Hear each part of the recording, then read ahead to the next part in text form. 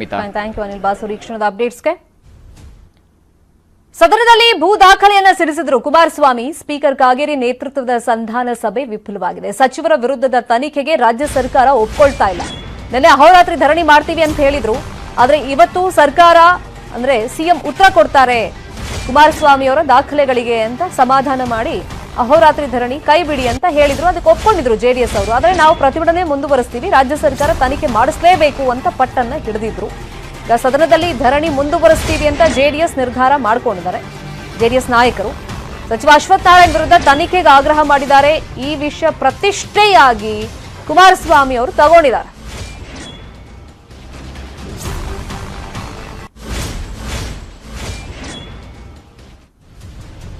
ಸದನ ಆರಂಭ ಆದಾಗ್ಲೇ ಅವ್ರು ಹೇಳಿದ್ರು, ನಾನು ಸ್ಪೀಕರಿಗೆ ರಿಕ್ವೆಸ್ಟ್ ಮಾಡಿದ್ದೀನಿ, ದಾಖಲೆ ಇದೆ ನನ್ನ ಹತ್ರ, ಅದನ್ನು ಬಿಚ್ಚಿಡ್ತೀನಿ ಅಂತ ಹೇಳಿದ್ರು.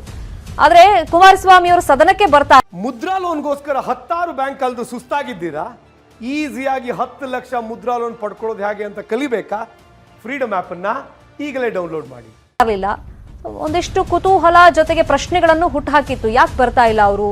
ಡಾಕ್ಯುಮೆಂಟ್ಸ್ ರಿಲೀಸ್ ಮಾಡ್ತೀನಿ ಅಂತ ಹೇಳಿದ್ರು, ಸ್ಪೀಕರ್ ಅವಕಾಶ ಕೊಟ್ಟಿಲ್ವಾ? ಫಸ್ಟ್ ಆಫ್ ಆಲ್ ಇವರೇ ಸದನಕ್ಕೆ ಬರ್ತಿಲ್ಲ, ಇಂಥದ್ದೆಲ್ಲ ಚರ್ಚೆಗಳಾಗ್ತಾ ಇತ್ತು. ಆದ್ರೆ ನಿನ್ನೆ ಅವರು ವಿಷಯ ಪ್ರಸ್ತಾಪ ಮಾಡಿ ಸಚಿವ ಅಶ್ವಥ್ ನಾರಾಯಣ್ ಅವರನ್ನ ಟಾರ್ಗೆಟ್ ಮಾಡಿದಾಗ ಸರ್ಕಾರ ಈ ಬಗ್ಗೆ ತನಿಖೆ ಮಾಡಬೇಕು, ಒಂದು ಕ್ಷಣನೂ ಅವರು ಆ ಸ್ಥಾನದಲ್ಲಿ ಕುತ್ಕೊಳ್ಳೋದಕ್ಕೆ ಇರೋದಕ್ಕೆ ಅರ್ಹರಲ್ಲ ಅಂತ ಕುಮಾರಸ್ವಾಮಿ ನೇರವಾಗಿ ಹೇಳಿದ್ರು. ಬಟ್ ಈಗ ಸರ್ಕಾರ ಅದನ್ನ ತನಿಖೆ ಮಾಡಿಸೋದಕ್ಕೆ ರೆಡಿ ಇಲ್ಲ ಅಂತ ಹೇಳಿದ ಮೇಲೆ ಸ್ಪೀಕರ್ ನೇತೃತ್ವದಲ್ಲಿ ಒಂದು ಸಂಧಾನ ಸಭೆ ಮಾಡಿದ್ರು. ಆ ಸಭೆ ಈಗ ವಿಫಲವಾಗಿದೆ. ಹಾಗಾಗಿ ನಾವು ಧರಣಿ ನಡೆಸ್ತೀವಿ ಅಂತ ಜೆಡಿಎಸ್ ನಿರ್ಧಾರಕ್ಕೆ ಬಂದಿದೆ. ಈ ವಿಷಯವನ್ನ ಬಹಳ ಪ್ರತಿಷ್ಠೆಯಾಗಿ ಕುಮಾರಸ್ವಾಮಿ ಅವರು ತಗೊಂಡಿದ್ದಾರೆ.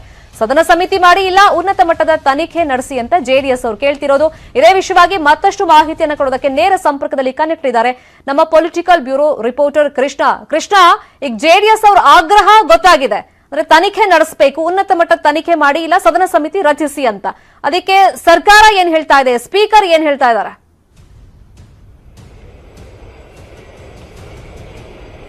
ಶರ್ಮಿತಾ, ಈಗಾಗಲೇ ಜೆಡಿಎಸ್ನ ಶಾಸಕರು ಸದನದ ಒಳಗೆ ಧರಣಿಯನ್ನು ಮುಂದುವರಿಸೋದಕ್ಕೆ ತೀರ್ಮಾನವನ್ನ ಮಾಡಿದ್ದಾರೆ. ಎಲ್ಲೋ ಒಂದ್ ಕಡೆ ಸರ್ಕಾರ ತನ್ನ ಬೇಡಿಕೆಗೆ ಒಪ್ಪುತ್ತೆ ಅನ್ನೋ ಒಂದು ವಿಶ್ವಾಸದಲ್ಲಿದ್ರು. ಆದ್ರೆ ಎಲ್ಲೋ ಒಂದ್ ಕಡೆ ಸರ್ಕಾರ ಅದಕ್ಕೆ ಒಪ್ತಾ ಇಲ್ಲ ಅನ್ನುವಂಥದ್ದು.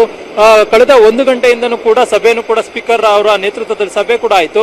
ಸಭೆಯಲ್ಲಿ ಸಚಿವರು ಮತ್ತೆ ಮುಖ್ಯಮಂತ್ರಿಗಳು ಮನವೊಲಿಸುವಂತ ಒಂದು ಕೆಲಸವನ್ನು ಕೂಡ ಮಾಡಿದ್ರು. ಆದ್ರೆ ಅಂತಿಮವಾಗಿ ಎಚ್ ಡಿ ಕುಮಾರಸ್ವಾಮಿ ಅವರು ಇದಕ್ಕೆ ಒಪ್ಪಿಲ್ಲ. ಯಾಕಂದ್ರೆ ಈಗಾಗಲೇ ಸರ್ಕಾರದ ವಿರುದ್ಧವಾಗಿ, ಅದರಲ್ಲೂ ಮುಖ್ಯವಾಗಿ ಸರ್ಕಾರದ ಸಚಿವರ ವಿರುದ್ಧವಾಗಿ ಒಂದಷ್ಟು ಆರೋಪಗಳನ್ನ ಮಾಡಿದರೆ ಆ ಆರೋಪಕ್ಕೆ ತಕ್ಕಂತೆ ಒಂದಷ್ಟು ತನಿಖೆಯನ್ನ ಮಾಡಬೇಕಾಗುತ್ತೆ. ತನಿಖೆಯನ್ನ ಮಾಡಲಿಲ್ಲ ಅಂತಂದ್ರೆ ಇಲ್ಲ ಒಂದ್ ಕಡೆ ಹಿಟ್ ಅಂಡ್ ರನ್ ಕೇಸ್ ಆಗುತ್ತೆ, ಮತ್ತೆ ಗಾಳಿಯಲ್ಲಿ ಗುಂಡು ಹೊಡೆದಂಗೆ ಆಗುತ್ತೆ ಅನ್ನೋದು ಕೂಡ ಕುಮಾರಸ್ವಾಮಿ ಅವರ ಅಭಿಪ್ರಾಯವಾಗಿದೆ. ಹೀಗಾಗಿ ತನ್ನ ಆರೋಪ ಏನಿದೆ ಆ ಆರೋಪಕ್ಕೆ ಸಂಬಂಧಪಟ್ಟಂತೆ ಸರ್ಕಾರ ಸೂಕ್ತವಾದ ತನಿಖೆಯನ್ನ ಮಾಡಬೇಕು ಅನ್ನೋದು ಕೂಡ ಮುಖ್ಯಮಂತ್ರಿಗಳು, ಮಾಜಿ ಮುಖ್ಯಮಂತ್ರಿ ಎಚ್ ಡಿ ಕುಮಾರಸ್ವಾಮಿ ಅವರ ಆಗ್ರಹವಾಗಿದೆ. ಆದ್ರೆ ಎಲ್ಲ ಒಂದ್ ಕಡೆ ಸರ್ಕಾರದ ಸಚಿವರಾಗಿರ್ತಕ್ಕಂಥ ಅಶ್ವಥ್ ನಾರಾಯಣ ಆಗಿರ್ಬೋದು, ಮತ್ತೆ ಮಾಧುಸ್ವಾಮಿ ಸೇರಿದಂತೆ ಮುಖ್ಯಮಂತ್ರಿಗಳು ಇದು ಯಾವುದಕ್ಕೂ ಕೂಡ ಒಪ್ಪಿಲ್ಲ. ಹೀಗಾಗಿ ಅಂತಿಮವಾಗಿ ಧರಣಿಯನ್ನ ಈಗ ಸದನದ ಒಳಗಡೆ ಧರಣಿಯನ್ನ ಮುಂದುವರಿಸೋದಕ್ಕೆ ತೀರ್ಮಾನವನ್ನ ಮಾಡಿರುವಂತದ್ದು. ಮತ್ತೆ ಮುಖ್ಯವಾಗಿ ಈಗಾಗಲೇ ಎಲ್ಲ ಒಂದ್ ಕಡೆ ರಾಮನಗರದಲ್ಲಿ ಎಚ್ ಡಿ ಕುಮಾರಸ್ವಾಮಿ ಅವರನ್ನ ಕೆಣಕೋದಕ್ಕೆ ಅಶ್ವಥ್ ನಾರಾಯಣ ಅವರು ಈ ರೀತಿಯಾದಂತಹ ವಿಚಾರ ಮುಳುವಾಯಿತ ಅನ್ನೋದು ಕೂಡ ರಾಜಕೀಯ ವಲಯದಲ್ಲಿ ಚರ್ಚೆ ಆಗ್ತಾ ಇದೆ. ಯಾಕಂದ್ರೆ ಅಶ್ವಥ್ ನಾರಾಯಣ ಅವರು ನಿನ್ನೆ ಮಾತಾಡಿದಂತ ಸಂದರ್ಭದಲ್ಲಿ ಸಂಸ್ಥೆ ವಿವಾದಕ್ಕೆ ಸಂಬಂಧಪಟ್ಟಂತೆ ಒಂದಷ್ಟು ವಿವರಗಳನ್ನ ಕೊಡೋದ್ರ ಬದಲು ಒಂದ್ ರೀತಿ ವೈಯಕ್ತಿಕವಾಗಿ ಟೀಕೆಯನ್ನ ಮಾಡಿದ್ರು ಅನ್ನೋದು ಕೂಡ ಕುಮಾರಸ್ವಾಮಿ ಅವರ ಅಸಮಾಧಾನಕ್ಕೆ ಕಾರಣವಾಗಿರುವಂತದ್ದು. ಹೀಗಾಗಿ ಎಲ್ಲಾ ವಿಚಾರಗಳಿಂದಾಗಿ ಬೇಸತ್ತಿರತಕ್ಕಂತಹ ಮಾಜಿ ಮುಖ್ಯಮಂತ್ರಿ ಎಚ್ ಡಿ ಕುಮಾರಸ್ವಾಮಿ ಅವರು ಈ ಒಂದು ವಿಚಾರವನ್ನ ತಾರ್ಕಿಕ ಅಂತ್ಯಕ್ಕೆ ಕೊಂಡೊಯ್ಯುವಂತ ನಿರ್ಧಾರವನ್ನು ಕೂಡ ಮಾಡಿದ್ದಾರೆ. ಈಗಾಗಲೇ ಸದನದಲ್ಲಿ ಇನ್ನೇನು ಸ್ವಲ್ಪ ಹೊತ್ತಲ್ಲಿ ಅಡ್ಜನ್ ಆಗಿರುವಂತಹ ಅಂದ್ರೆ ವಿಧಾನಸಭೆ ಮುಂದೂಡಿಕೆ ಆಗಿರುವಂತಹ ಅಧಿವೇಶನ ಮತ್ತೆ ಈಗ ಇನ್ನೇನು ಕೆಲವೇ ಹೊತ್ತಿನಲ್ಲಿ ಶುರುವಾಗ್ತಾ ಇದೆ. ಅಂತಹ ಸಂದರ್ಭದಲ್ಲಿ ಸದನದ ಬಾವಿಗಿಳಿದು ಹೋರಾಟವನ್ನ ಮಾಡೋದ್ರ ಮೂಲಕವಾಗಿ ಸರ್ಕಾರವನ್ನ ಮತ್ತಷ್ಟು ಆಗ್ರಹ ಮಾಡುವಂತದ್ದಕ್ಕೂ ಕೂಡ ನಿರ್ಧಾರವನ್ನ ಮಾಡಿದ್ದಾರೆ. ಅದ್ರ ಜೊತೆಗೆ ಇವತ್ತು ಸದನ ಕೊನೆ ದಿನ ಆಗ್ತಾ ಇದೆ. ಇಂತಹ ಸಂದರ್ಭದಲ್ಲಿ ಇವತ್ತು ಅಡ್ಜನ್ ಆಯ್ತು ಅಂತಂದ್ರೆ ಮುಂಬರ್ತಕ್ಕಂಥ ದಿನಗಳಲ್ಲಿ ಇದೇ ಒಂದು ವಿಚಾರವನ್ನ ಇಡೀ ರಾಜ್ಯಾದ್ಯಂತ ಹೊರಗಡೆ ತೆಗೆದುಕೊಂಡು ಹೋಗೋದ್ರ ಮೂಲಕವಾಗಿ ಅಲ್ಲಿ ಹೋರಾಟವನ್ನ ಮಾಡೋದ್ರ ಮೂಲಕವಾಗಿ ಒಂದ್ ರೀತಿ ಜನರಿಗೆ ತಿಳಿಸಬೇಕು. ಅಂದ್ರೆ ಸಚಿವರ ಅಕ್ರಮ ಈ ರೀತಿ ಮಾಡಿದ್ದಾರೆ ಅನ್ನುವಂಥದ್ದು ಕೂಡ ಜನರಿಗೆ ತಿಳಿಸೋದಕ್ಕೆ ಕೂಡ ಈಗಾಗಲೇ ಜೆಡಿಎಸ್ ನಾಯಕರು ನಿರ್ಧಾರವನ್ನ ಮಾಡಿದ್ದಾರೆ. ಅದ್ರ ಜೊತೆಗೆ ಈಗಾಗಲೇ ನ್ಯಾಯಾಂಗ ತನಿಖೆಗೂ ಕೂಡ ಮಾಡಬೇಕು ಅನ್ನುವಂಥದ್ದು ಕೂಡ ಒತ್ತಡ ಕೂಡ ಕುಮಾರಸ್ವಾಮಿ ಅವರದಾಗಿದೆ. ಹೀಗಾಗಿ ಲೋಕಾಯುಕ್ತಕ್ಕೂ ಕೂಡ ದೂರು ಕೊಡುವಂತ ತೀರ್ಮಾನಕ್ಕೂ ಕೂಡ ಮಾಜಿ ಮುಖ್ಯಮಂತ್ರಿ ಎಚ್ ಡಿ ಕುಮಾರಸ್ವಾಮಿ ಅವರು ಬಂದಿದ್ದಾರೆ. ಜೊತೆಗೆ ಈಗಾಗಲೇ ಪ್ರಧಾನಿ ನರೇಂದ್ರ ಮೋದಿ ಅವರು ಕೂಡ ಇದೇ ಒಂದು ವಿಚಾರವನ್ನ ಪತ್ರದ ಮೂಲಕವಾಗಿ ತನಿಖೆಗೆ ಆಗ್ರಹವನ್ನು ತನಿಖೆ ಯಾವುದಕ್ಕಾದ್ರೂ ಒಂದು ಮಟ್ಟದಲ್ಲಿ ತನಿಖೆಯನ್ನ ಮಾಡಬೇಕು ಅನ್ನೋ ವಿಚಾರವನ್ನ ಇಟ್ಕೊಂಡು ಪ್ರಧಾನಿಗಳಿಗೂ ಕೂಡ ಪತ್ರ ಮಾಡೋದಕ್ಕೂ ಕೂಡ ಮುಂದಾಗಿರುವಂತದ್ದು. ಒಟ್ಟಾರೆಯಾಗಿ ಶರ್ಮಿತಾ, ಇನ್ನೇನು ನಡೆಯುವಂತಹ ಸದನ ಮತ್ತಷ್ಟು ಕಾವೇರುವಂತ ಸಾಧ್ಯತೆ ಇದೆ. ಒಂದ್ ಕಡೆ ಕಾಂಗ್ರೆಸ್ ಕೂಡ ಪ್ರತಿಭಟನೆ ಮಾಡೋದಕ್ಕೆ ಮುಂದಾಗಿದ್ದಾರೆ.